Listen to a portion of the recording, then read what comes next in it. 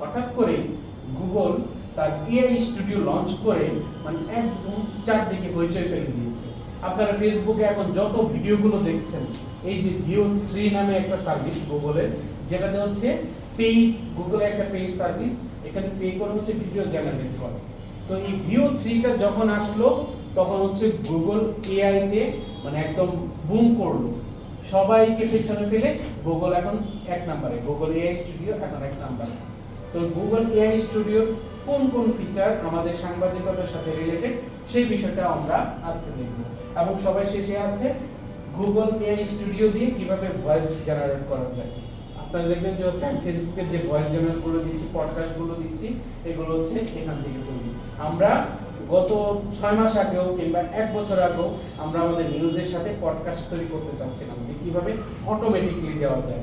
ওইখানে দেখতেন যে হচ্ছে একটু রোবোটিক ভাষাগুলো সেভাবে বোঝা যাচ্ছিল না, কিন্তু আপনারা যদি আমার সাম্প্রতিক কাজগুলো দেখেন দেখবেন যে খুবই স্মুথ, বোঝাই যায় না যে এটা এআই, তাই না? তো এই এআই ভয়েসটা কিভাবে আমরা আমাদের নিজেদের ব্যক্তিগত কাজে ব্যবহার করতে পারি সেটাও আমরা আলোচনা করব আজকে। তাহলে আমরা কি কি করতে পারি এই টুলগুলো দিয়ে? এই টুলগুলো দিয়ে আমরা করতে পারি হচ্ছে আমরা একটা নিউজ স্টোরি ড্রাফট করব, আমরা হচ্ছে হেডলাইন সাজেস্ট কিভাবে করা যায়, হেডলাইন কিভাবে নিতে পারি, তারপর হচ্ছে ফ্যাক্ট চেকিং কিভাবে করা যায়, এটা ফ্যাক্ট চেকিং এর ক্ষেত্রে আপনাকে কিছু ধারণা দিবে। তারপর হচ্ছে যেমন তানভীরের সাম্প্রতিক একটা উদাহরণ দিই, সেদিন আমরা যেটা কথা বললাম যে হচ্ছে কাগজ শরীফের উপরে চাঁদ উঠছে, আমরা একটা ছবি দিয়েছি, নিউজটা দিয়েছি, কিন্তু নিউজটা কয়েকটা সাইট করেছে।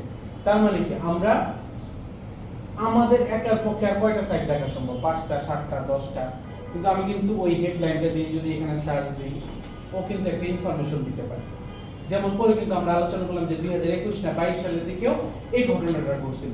তার মানে ওর কাছে যদি রিসেন্ট ইনফরমেশন আজকেরটা কিংবা গতকালটা না থাকে, ও কিন্তু পুরোনো ডাটাটা দিয়ে দিবে যে এই ঘটনার আজকের কিংবা কালকের তথ্য আমার কাছে নেই, আমি কিন্তু 21 সাল কিংবা 20 সাল 15 সালের দিকে এই ধরনের ঘটনাটা ঘটছিল, এই ইনফরমেশন আমার কাছে আছে। তখন কিন্তু আমি নিউজটা যদি আমার 4 লাইন কিংবা 5 লাইন হয়ে থাকে, আমি সেটাকে 20 লাইনে বড় করতে পারবো, ব্যাকগ্রাউন্ড করতে পারবো। এই এআই টুলগুলো ব্যাকগ্রাউন্ডের জন্য খুবই কার্যকরী। ওকে, এবং মাল্টি ল্যাঙ্গুয়েজ ট্রান্সলেশন, আমরা তো শুধু বাংলা ইংলিশ নিয়ে আলোচনা করি। আপনি যদি মনে করেন যে না আমি পর্তুগিজ ভাষায় একটা ওয়েবসাইট বানাবো, সেখানে পর্তুগিজ ভাষায় কন্টেন্ট দিব, এরা সব ভাষা বুঝে, সব ভাষায় আপনাকে ট্রান্সলেট করে দিতে পারে। ঠিক আছে?